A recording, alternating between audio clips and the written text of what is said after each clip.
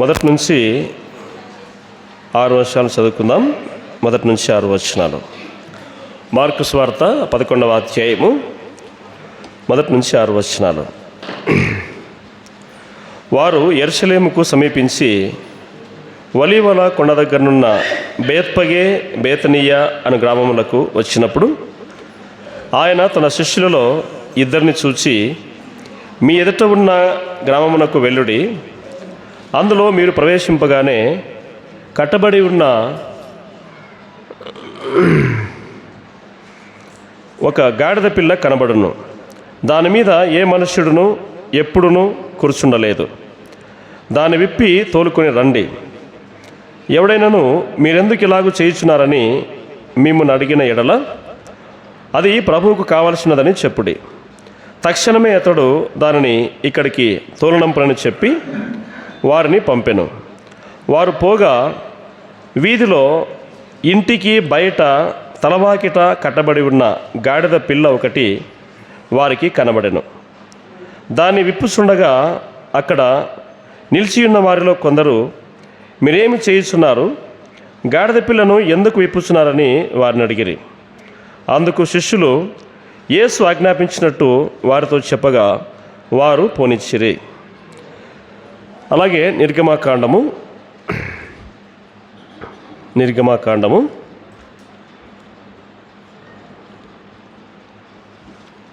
34వ అధ్యాయము.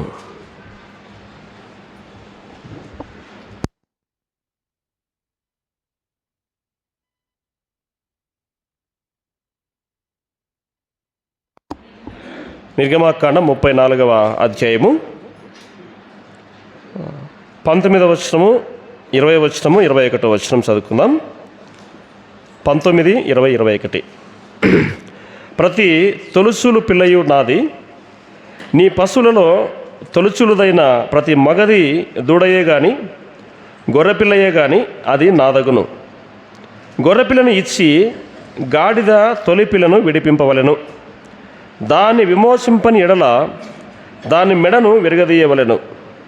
నీ కుమారులలో ప్రతి తొలుచూలు వారిని విడిపింపవలెను. నా సన్నిధిని వారు వట్టి చేతులతో కనబడవలదు.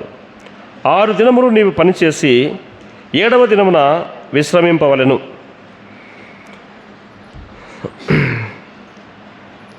ప్రభునందు ప్రియమైనటువంటి దేవుని సంఘమా, ఈ ఉదయకాల సమయంలో 2 భాగాలుగా మనము ఆరాధన తలంపులు చదువుకున్నాం. ఈ చదివినటువంటి 2 లేఖన భాగాలు మనకందరికీ సుపరిచితమే. అయినప్పటికీ ఆరాధనకు సహాయకరంగా సందర్భాన్ని బట్టి మనము కొద్దిసేపు ధ్యానం చేద్దాం. ఇక్కడ 2 చోట్ల కూడా మనకి ఒక జంతువు కనిపిస్తూ ఉంది. ఒక జంతువు ఏమిటమ్మా అది? గాడిద. ఇంకో చోట మార్కు సువార్తలో ఏముంది? గాడిద పిల్ల అని ఉంది కదా. నిర్గమాకాండంలో ఏముంది? గాడిద. అంతేనా? చదవండి. గాడిద తొలి పిల్ల అని ఉంది కదా. ఇక్కడ గాడిద పిల్ల, ఎక్కడ? మార్కు సువార్తలో. నిర్గమాకాండంలో ఏముంది? గాడిద తొలి పిల్ల. ఏదేమైనా మొత్తానికి గాడిద. అంతేనా? గాడిద అన్నిటికంటే కూడా ఒక ముఖ్యమైన లక్షణం ఏమిటంటే, గాడిదకు ఉండే లక్షణము బరువులు మోయడం. ఏం మోయడము? బరువులు మోయడము. ఏ బరువులు మోస్తుంది? మనం చిన్నప్పుడు చాకలి వాళ్ళు మనం చూస్తుంటాం కదా. ఇప్పుడు స్కూటర్లు వేసుకుపోతున్నారులేండి. అప్పుడైతే ఈయన గాడిదల మీదనే బట్టలు వేసుకుని ఏటికి తీసుకొని పోయి బట్టలు ఉతికి మళ్ళీ తీసుకొని వచ్చేవాళ్ళు. గాడిద పని అంతా ఏమిటంటే బరువులు మోయడమే. ఓకే. అయితే ఈ గాడిద పిల్ల యొక్క ప్రాశస్తాన్ని ఈరోజు మనము ఆరాధనకు సహాయకరంగా ధ్యానం చేద్దాం.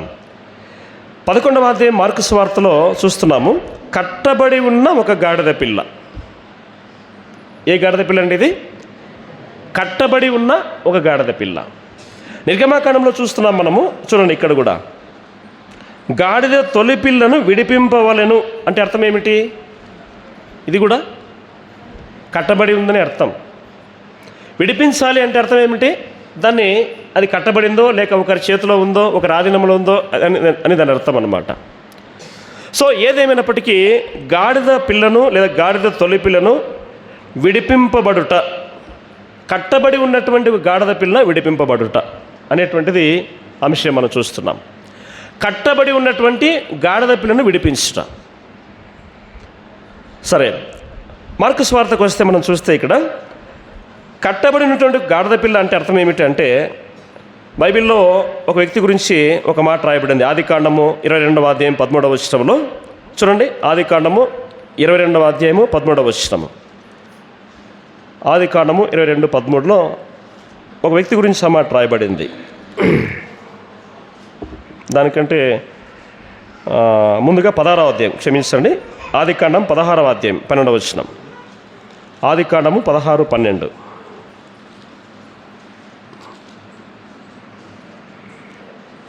అతడు అడవి గాడిద వంటి మనుష్యుడు, అతని చెయ్యి అందరి చేతులు అతనికి విరోధముగా ఉండును. అతడు అడవి గాడిద వంటి మనుష్యుడు. అతడు అంటే ఎవరు ఇక్కడ? ఇస్మాయేలు. ఇస్మాయేల్ యొక్క స్వభావం ఏమిటంటే అడవి గాడిద వంటి స్వభావము. గాడిదలు ఉన్నాయి, అడవి గాడిదలు కూడా ఉన్నాయి. ఇంకా మరొక రకమైన గాడిదలు కూడా ఉన్నాయి. ఏమిటి? కంచెర గాడిదలు. అవి మనకు అడవుల్లో కనిపిస్తాయి, ఎడారి ప్రాంతంలో కనిపిస్తాయి. సో ఇస్మాయిల్ యొక్క స్వభావము అడవి గాడిద వంటి స్వభావము. అక్కడ ఒక మాట రాయబడింది, కంటిన్యూషన్ చూడండి. ఏమిటంటే అతని చెయ్యి అందరి చేతులు అతనికి. అంటే ఇతని స్వభావం ఎటువంటి స్వభావము? విరోధమైనటువంటి స్వభావము. అందరికీ విరోధమైనటువంటి స్వభావము ఈ ఇస్మాయిల్ స్వభావము. అంటే గాడిద యొక్క స్వభావము విరోధమైనటువంటి స్వభావము, తిరుగుబాటు చేసేటువంటి స్వభావము. గాడిద వెనక్కి నిలబడండి, గాడిద వెనక్కి వెళ్ళి కర్రతో కొట్టండి, లేదా మనిషిని స్వరం వినిపించింది అనుకోండి, ఏం చేస్తుంది? రివర్స్లో కాలుతో అంటుంది కదా. గాడిద స్వభావము తిరుగుబాటు స్వభావం అన్నమాట, విరోధమైనటువంటి స్వభావము. సరే, మార్కు సువార్తకు రండి. ఇప్పుడు ఈ గాడిద కట్టబడి ఉంది. ఎక్కడ కట్టబడి ఉంది? ఈ గ్రామంలో మనం చూస్తున్నాం. ఏ గ్రామం అది? బేత్పగే బేతనియా అను గ్రామంలో ఊరి బయట ఈ గాడిద పిల్ల కట్టబడి ఉంది. ప్రేమైనటువంటి వారులారా, మనము కూడా కట్టబడినటువంటి గాడిదతో సమానము. అంటే ప్రభునందు విశ్వాసం ఉంచకమునపు, ప్రభు నమ్మకమునపు మనము కూడా పాపపు బంధకముల చేత కట్టబడిన వారము. పాప బంధకముల చేత కట్టబడిన వారము.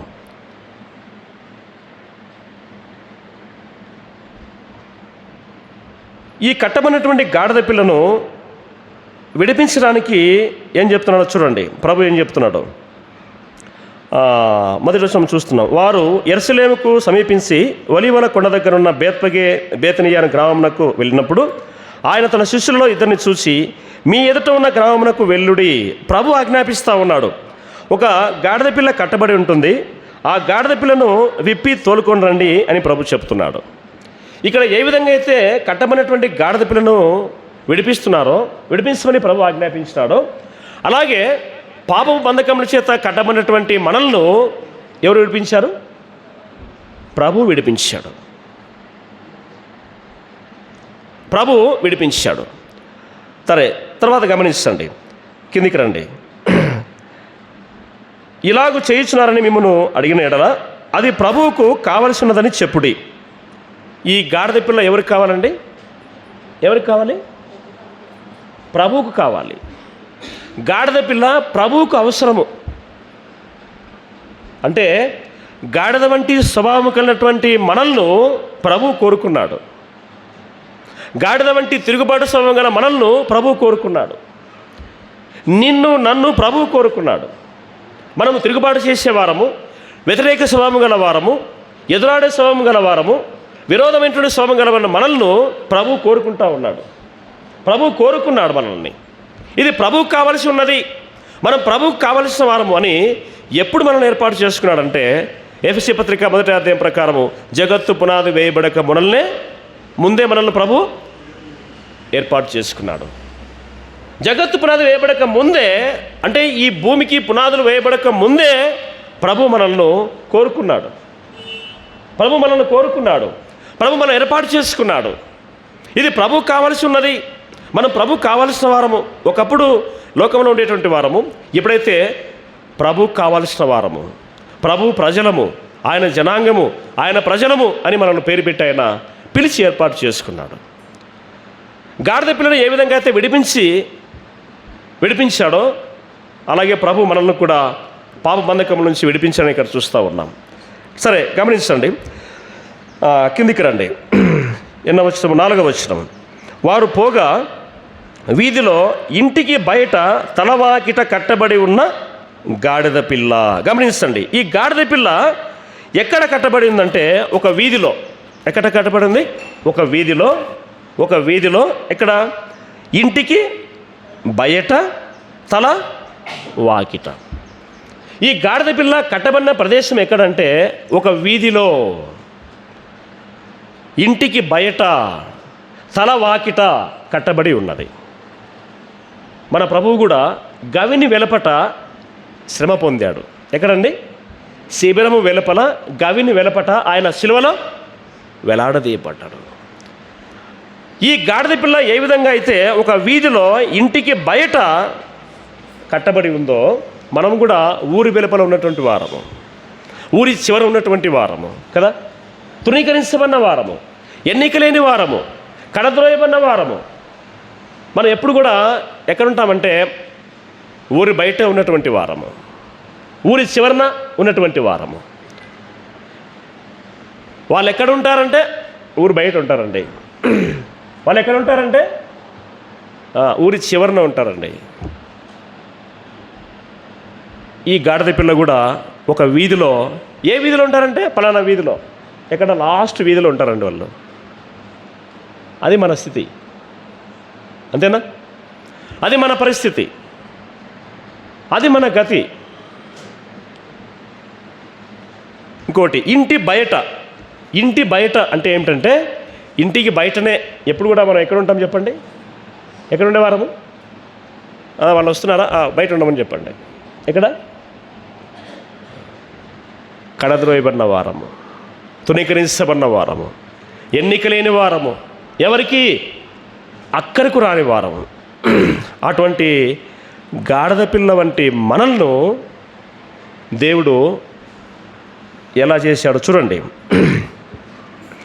కట్టబడి ఉన్న గాడిద పిల్ల ఒకటి వారి కనబడను. వారు విప్పుచుండగా అక్కడ నిలిచి ఉన్న వారిలో కొందరు, మీరేమీ చేయించున్నారని గాడిద పిల్లను ఎందుకు విప్పుచున్నారని వారిని అడిగిరి. అందుకు శిష్యులు యేసు ఆజ్ఞాపించినట్టు వారితో చెప్పగా వారు పోనిచ్చిరి.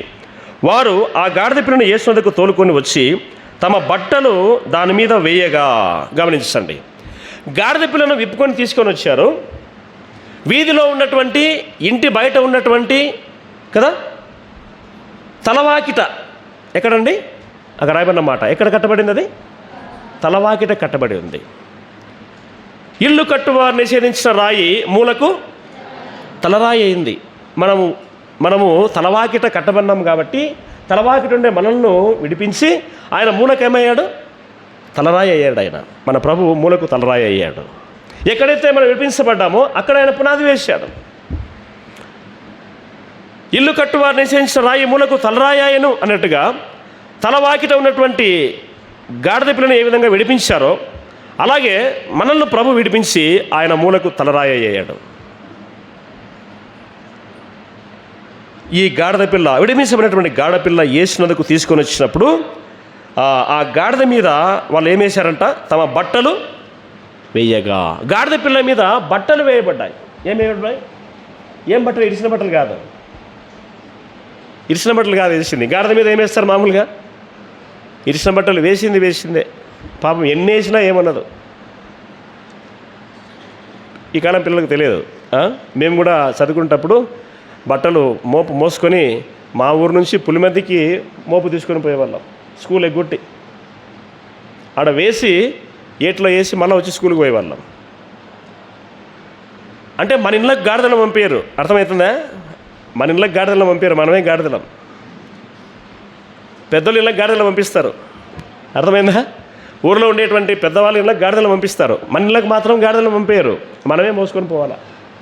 మేము మోసుకుపోయినాం అట్లా. బట్టలు వేసి మళ్ళీ పిండి, వాళ్ళేం పిండరు, మనమే లోపల అన్ని పిండేసి వాట వేసి ఒక మూట వేసి అయ్యా ఇక్కడ వేసినామని బయలుదేరి రావాలా. అది మన పరిస్థితి. ఇప్పుడు ఈ గాడిద పిల్ల మీద ఏ బట్టలు వేశారు వీళ్ళు, ఎటువంటి బట్టలు వేశారు అని చూస్తే, ప్రభువు దగ్గరికి వచ్చినట్టు వెంటనే ఆ గాడిద పిల్ల మీద, గాడిద పిల్లకు ధరించబడినటువంటి వస్త్రాలు ఏమిటి చూడండి. యెషయా గ్రంథము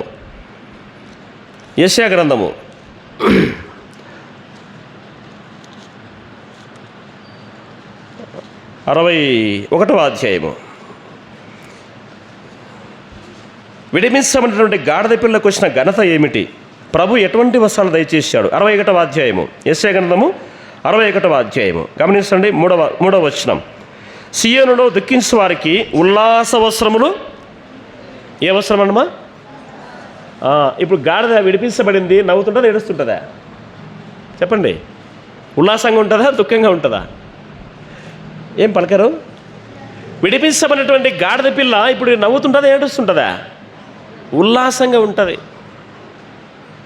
మీరెవరు నవ్వడంలే కాబట్టి మీరు ఉల్లాసం కనపడంలే. ఉల్లాస వస్త్రము ధరింపచేశాడు ప్రభు మనకి. మన దుఃఖాన్ని తీసివేసి మనకు ఉల్లాస వస్త్రం ధరింపచేశాడు. ఈ గాడిద పిల్ల మీద బట్టలు వేశారు వాళ్ళు. ఏం బట్టలు అవి? ఉల్లాస వస్త్రములు. తర్వాత కిందికి రండి. అలాగే 4వ లైను. భారభరితమైన ఆత్మకు ప్రతిగా స్తుతి వస్త్రము. ఏ వస్త్రం ఇది? స్తుతి వస్త్రము. ఈ వస్త్రాలు గుర్తుపెట్టుకోండి. గాడిద పిల్ల మీద ఎటువంటి వస్త్రాలు వేశారు, ఎటువంటి వస్త్రాలు ధరించబడ్డాయి గాడిద పిల్లకు అని చూస్తే, ఉల్లాస వస్త్రము అంటే విడిపించబడినటువంటి గాడిద పిల్లకు సంతోషము దేవుడు దయచేశాడు.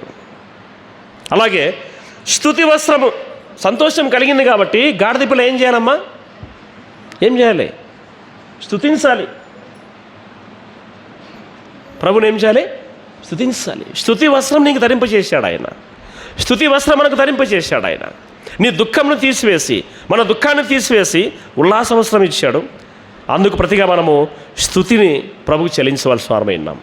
స్తుతి వస్త్రాన్ని నీకు ధరింపచేశాడు.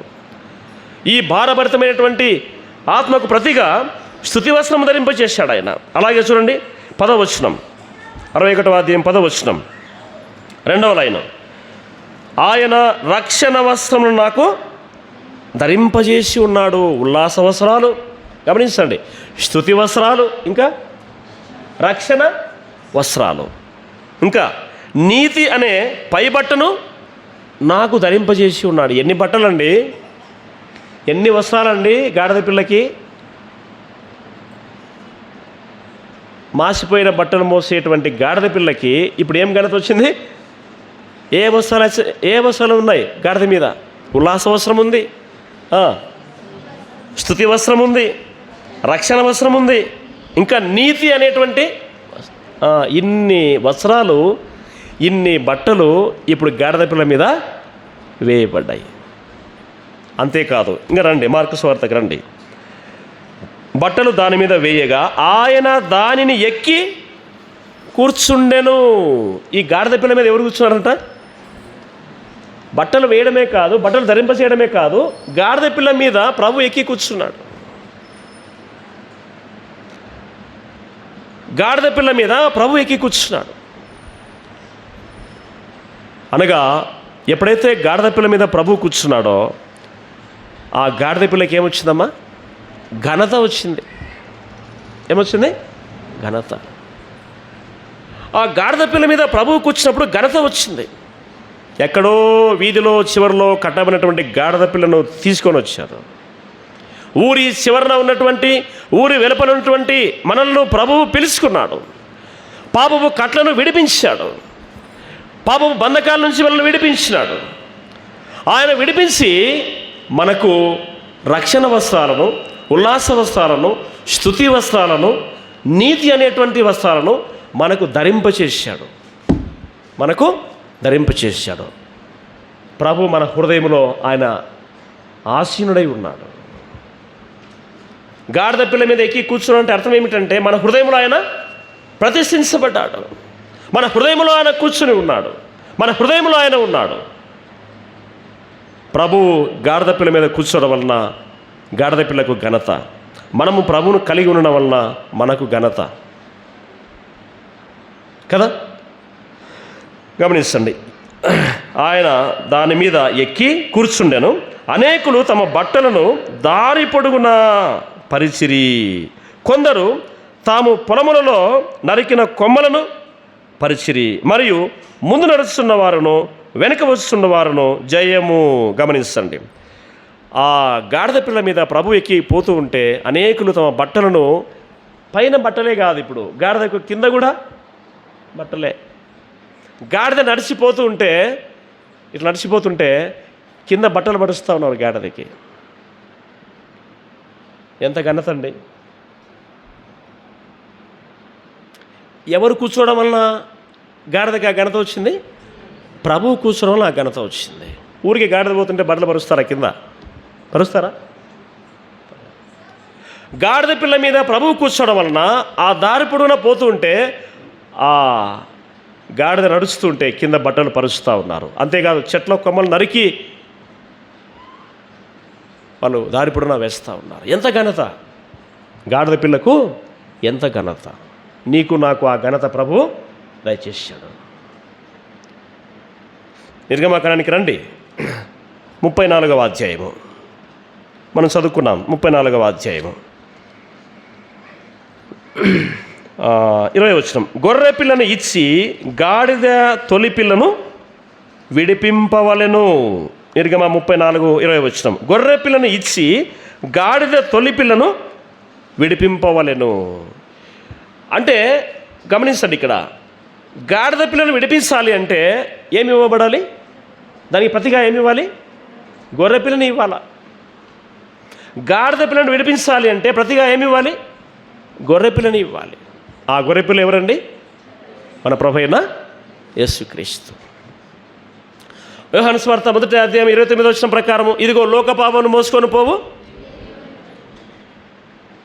ఏ విధంగా అయితే గాడిద బరువులు మోస్తుందో మన పాప భారాన్ని ఆయన శిలువ మ్రాను రూపంలో మోసాడు. అర్థమవుతుందా? మన పాప భారాన్ని ఆయన శిలువ మ్రాను రూపంలో ఆయన భరించాడు. ఇదిగో ప్రయాసపడి భారం మోసుకొనిచున్న సమస్తమైన వారులారా, నా యొద్దకు రండి, నేను మీకు విశ్రాంతిని.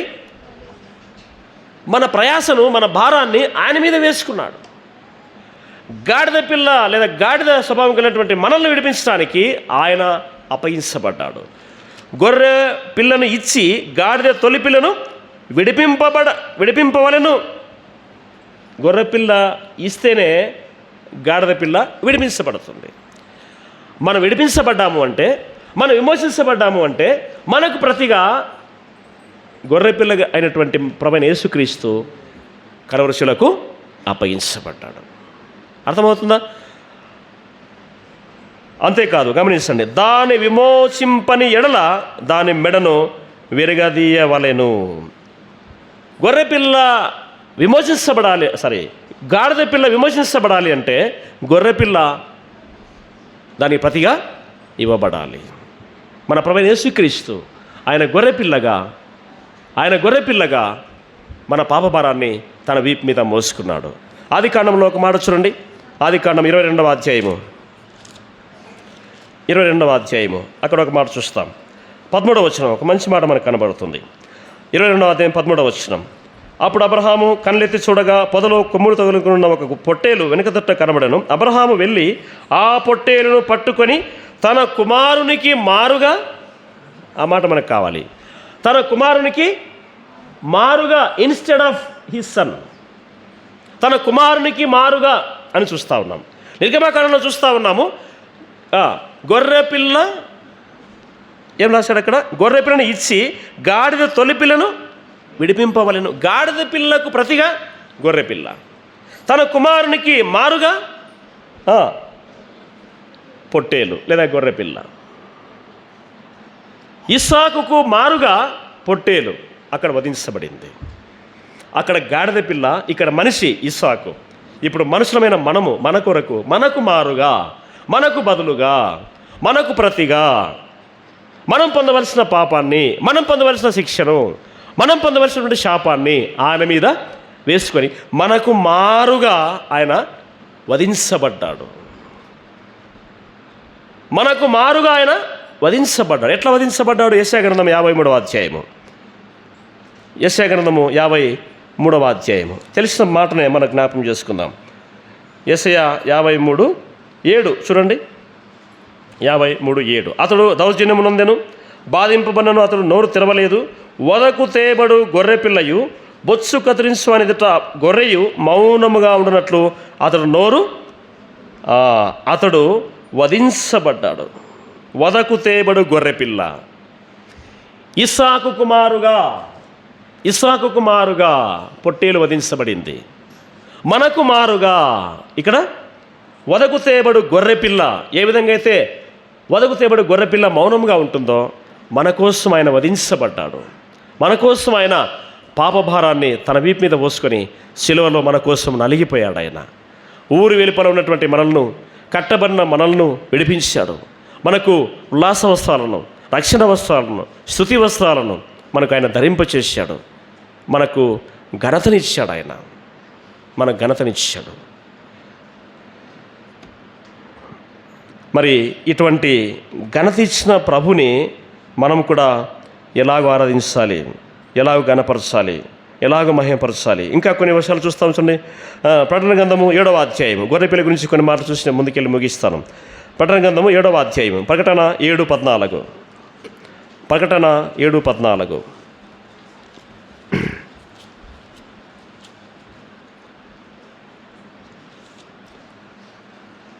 అందుకు నేను, అయ్యా నీకే తెలియననగా అతడు ఇలాగ నాతో చెప్పాను, వీరు మహాశ్రమలను అనుభవించి వచ్చిన వారు గొర్రెపిల్ల రక్తములో తమ వస్త్రములను ఉదుకుకొని వాటిని తెలుపు చేసుకొనిరి. గమనించండి, గొర్రెపిల్ల యొక్క రక్తములో తమ వస్త్రములను కడుగుకొని లేదా ఉదుక్కొని తమ వస్త్రములను తెలుపు చేసుకున్నవారు. ఇప్పుడు మనం అందరం కూడా గొర్రెపిల్ల అయినటువంటి యేసుక్రీస్తు ప్రభువు యొక్క రక్తములో మన పాపపు వస్త్రములను తీసివేసుకొని వాటిని ఉదుకుకొని కదా తెలుపు చేసుకొని మన జీవితాలు పరిశుద్ధపరచబడి ప్రభు సన్నిధిలో ఆరాధించి మనం చేరువచ్చాం. గొర్రెపిల్ల యొక్క రక్తములో తమ వస్త్రములను ఉదుక్కున్నవారు, తెలుపు చేసుకున్నవారు. తెలుపు దేనికి గుర్తండి? తమ యొక్క వస్త్రాలను తెలుపు చేసుకున్నారు. మనం కూడా మన వస్త్రాలను, ఏ వస్త్రాలండి? పాపపు వస్త్రాలను తీసివేసి వాటిని ఉదుక్కొని తెలుపు చేసుకొని పరిశుద్ధులుగా మార్చబడి ప్రభుని ఆరాధించడానికి మనము చేరువచ్చాం. నేను పరిశుద్ధులైన ప్రకారం మీరును పరిశుద్ధులైనడి. మనమందరం కూడా గొర్రెపిల్ల యొక్క క్రీస్తు రక్తంలో మనం కడగబడిన వారమని గమనించాలి. అలాగే మరొక మాట చూడండి, 13వ అధ్యాయము. ఇదే ప్రకటన గ్రంథం 13వ అధ్యాయము. ప్రకటన 13 అధ్యాయము 8వ వచనం చూడండి. భూనివాసులందరూ అనగా జగదుత్పత్తి మొదలుకొని వధింపబడి ఉన్న గొర్రెపిల్ల యొక్క జీవ గ్రంథమందు ఎవరి పేరు రాయబడలేదో వారు ఆ మృగమునకు నమస్కారము చేయుదురు. ఇక్కడ ఒక మాట మీకు జ్ఞాపకం చేస్తూ ఉన్నాను. అనగా జగదుత్పత్తి మొదలుకొని వధింపబడి ఉన్న గొర్రెపిల్ల. జగదుత్పత్తి అంటే అర్థం ఏంటండి? భూమి పుట్టక మునిపే యేసుక్రీస్తు ప్రభువారు సర్వమానవాళి కొరకు వధించబడతారన్న విషయాన్ని అప్పుడే నిర్ణయించాడు దేవుడు. జగదుత్పత్తి మొదలుకొని వధింపబడి ఉన్న గొర్రెపిల్ల 2000 సంవత్సరాల క్రితం ఆయన వధించబడ్డాడు. అయితే ఈ వధించబడేటువంటి విషయాన్ని జగదుత్పత్తికి ముందే తండ్రి అయిన దేవుడు నిర్ణయించి పెట్టాడు. సర్వమానవాళి కొరకు తన ప్రియకుమారైన యేసుక్రీస్తు ప్రభు వధించబడాలి, ఆయన వధించబడతాడు అనే విషయాన్ని ముందుగానే నిర్ణయించాడు. కాబట్టి ప్రియమైన వాళ్ళ గొర్రెపిల్లైనటువంటి ప్రభువు గాడిదైనటువంటి మనల్ని విడిపించి మనకు ప్రతిగా ఆయన శిలువలో వేలాడదీయబడ్డాడు. చూడండి, 14వ అధ్యాయము. ప్రకటన గ్రంథం 14వ అధ్యాయం 4వ వచనం. ప్రకటన 14:4. ఒక మాట చూడండి. మధ్యలో చూస్తున్నాం, మధ్యలో లైన్. వీరు దేవుని కొరకును గొర్రెపిల్ల కొరకును ప్రథమ ఫలముగా ఉన్నటకై మనుషుల నుండి కొనబడిన వారు. గమనించండి, వీరు అంటే మనము, అక్కడ అంశం వీరు అనుకోండి, దాన్ని అనువర్తింపజేసుకుందాం. మనము ఎవరంట? దేవుని కొరకును గొర్రెపిల్ల కొరకును ప్రథమ ఫలముగా ఉంటకై మనుషుల్లో నుండి కొనబడిన వారు. మనం ఎవరమండి చెప్పండి? మీరు మీ సొత్తు కారు, మీరు విలువ పెట్టి కొనబడిన వారు. We are sold by Jesus Christ. మనము ప్రభు చేత కొనబడిన వారు. రక్తం ఇచ్చి, ఆయన స్వరక్తం ఇచ్చి మనల్ని కొన్నాడు ఆయన. వీరు కొనబడిన వారు, మనం కొనబడిన వారము. ఆయన స్వరక్తం ఇచ్చి మనల్ని కొన్నాడు. ఆయన తనకు స్వకీయ సంపాద్యంగా చేసుకున్నాడు. మనము ఆయన సొత్తు, ఆయన ప్రజలము అని చూస్తూ ఉన్నాం. సరే, ఇట్టి ఘనత దయచేసిన ప్రభుని మనం ఎలాగ ఆరాధించాలి, ఎలాగైనా ఘనపరచాలి? చూడండి, 2వ దినవృత్తాంతములు ముగిస్తున్నాను. 2వ దినవృత్తాంతములు 7వ అధ్యాయం 3వ వచనం. 2వ దినవృత్తాంతములు 7:3 చూడండి. 2వ దినవృత్తాంతములు 7:3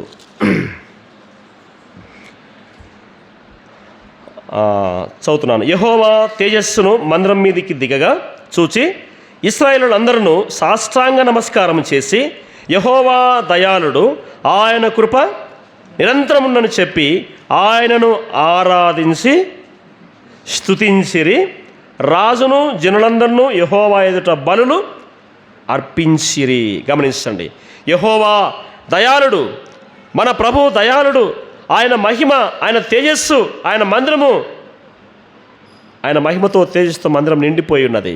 ఉదయకాల సమయంలో మన మధ్యలో ప్రభు ఉన్నాడు. విశ్రాంతి దినమునకు ఆయన యజమానుడు, మన ప్రభు మన మధ్యలో ఉన్నాడు. అట్టి ప్రభుని వాళ్ళు ఏం చేశారంట? సాష్టాంగ నమస్కారం చేశారు. మనం కూడా ఉదయకాల సమయంలో మనల్ని మనం తగ్గించుకొని ఆయన సన్నిధిలో సాష్టాంగ నమస్కారం చేసి ఏం చేయాలి? మనము ఆయనను ఆరాధించి ఆయనను స్తుతించాలి. ఏం చేయాలి మనం చెప్పండి? ఆయన ఆరాధించాలి, ఆయన్ని స్తుతించాలి. ఎలా ఆరాధించాలి? తగ్గించుకొని, మనల్ని మనం తగ్గించుకొని సాష్టాంగ నమస్కారం చేసి కదా. ప్రభువా, గాడిద పిల్ల అనేటువంటి నన్ను, గాడిద స్వభావం గల నన్ను నీవు రక్షించుకున్నావు. నా కోసం గొర్రెపిల్లగా నువ్వు వధించబడ్డావు. నేనేమి ఇవ్వగలవాడనయ్యా నీకు? ఏమి తెచ్చి నృతించగలను? ఏమి ఇచ్చి గణపరచగలను కదా. శరణాగత వత్సలహ అని ఆయన మనము స్తుతించాలి. ఆయన చేసిన మేళ్లను, ఆయన చేసిన ఉపకారాలను జ్ఞాపకం చేసుకోవాలి. ఆయన ఆరాధించాలి, ఆయనను స్తుతించాలి. అంతేకాదు, ఆయనకు అర్పించాలి. ఏమర్పించాలి? బలులు. ఏ బలులు అండి? చూడండి, హెబ్రీ పత్రిక ఏమర్పించాలని మనం చూడండి. హెబ్రీ పత్రిక కానుకలు కాదు, మనం తెచ్చిన అర్పణలు కాదు. మనం అర్పించాల్సింది ఏమిటంటే హెబ్రీ పత్రిక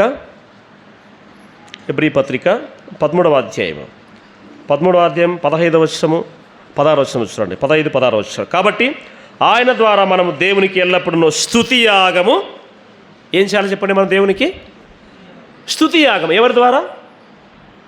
చదవండి అక్కడ. ఎవరి ద్వారా? ఆయన ద్వారా. ఆయన అంటే ఎవరు? ప్రభువైన యేసుక్రీస్తు. ఆయన ద్వారా దేవునికి ఎల్లప్పుడూ స్తుతియాగము చేయాలి. ఉదయకాలం మనము స్తుతియాగము చేయాలి. అంతేకాదు, ఆయన నామమును ఒప్పుకొనుచు జిహ్వాఫలము అర్పించాలి. అర్పించాల్సింది ఏమిటి చెప్పండి? జిహ్వాఫలము. కానుకలు ఓకే, అది వేరే విషయం. మనం అర్పించాల్సింది ఏమిటంటే జిహ్వాఫలం అర్పించాలి. జిహ్వ అంటే ఏమిటండి? నాలుకతో నోరు తెరిచి దేవుణ్ణి స్తుతించాలి, దేవుణ్ణి గణపరచాలి, దేవునికి స్తుతియాగం చెల్లించాలి. ఒకవేళ మన సంఘ సిద్ధాంతం ప్రకారము పురుషులు స్తుతించిన స్త్రీలు మౌనంగా ఉంటే కూడా మీరు హృదయంలో దేవుణ్ణి స్తుతించాలి, హృదయంలో దేవుని గణపరచాలి, దేవుని మహిమపరచాలి. జిహ్వాఫలము అర్పించాలి. నోరు తెరిచి హృదయపూర్వకముగా ఆయన్ను స్తుతించాలి. ఆయనకు ఇంకా చూడండి, ఉపకారమును ధర్మమును చేయ మరొకటి అట్టి యాగములు దేవునికి ఇష్టమైనవి. అలాగే కీర్తన 81వ కీర్తనలో మనకు రాయబడింది, స్తుతి యాగము చేయటం దేవునికి ఇష్టము. స్తుతి చేయట యథార్థవంతులకు శుభస్కరము. కాబట్టి మనము ఉదయకాల సమయంలో గాఢద వంటి స్వభావం గల మనల్ని ప్రభు విడిపించి మనల్ని ఆయన ఘనత ఇచ్చాడు మనకి. నన్ను ఘనపరచువాన్ని మనం ఆయన ఘనపరిస్తే మనల్ని ఆయన ఘనపరుస్తాడు. ఇట్టి ఘనత దయచేసిన ప్రభుకి నేనేమి చెల్లించగలనయ్యా? నా జీవహాఫలము నీకు సమర్పిస్తున్నానని హృదయపూర్వకంగా మనం ప్రభుని స్తుతించి ఆరాధించాలని ఈ తలంపుల ద్వారా మనము హెచ్చరించబడుతున్నాం. ప్రభు ఈ తలంపులు మన కోసం దీవించును గాక.